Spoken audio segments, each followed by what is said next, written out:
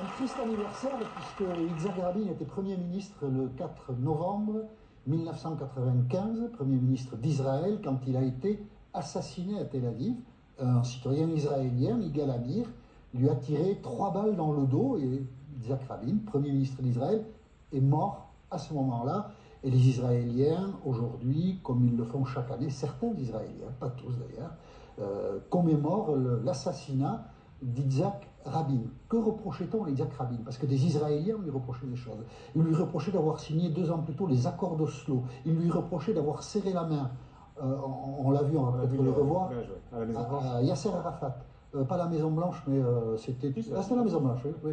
Je croyais que c'était... Bon, bref, donc serrer la main de Yasser Arafat, pour des Israéliens, c'était un crime, et donc on l'a tué. Mais toute une partie de la population israélienne a été chauffée à blanc par des dirigeants politiques.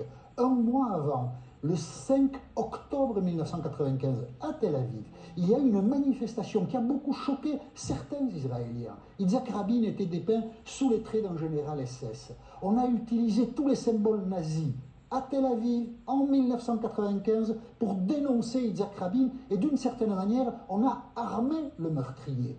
Qui était le chef de file de cette manifestation sur le plan de la politique? Un jeune dirigeant politique à l'époque, il avait 46 ans, il y a 30 ans, il en a 76 aujourd'hui, Benyamin Netanyahou. Benyamin Netanyahou a longtemps été considéré comme le responsable moral de l'assassinat d'Yitzhak Rabin.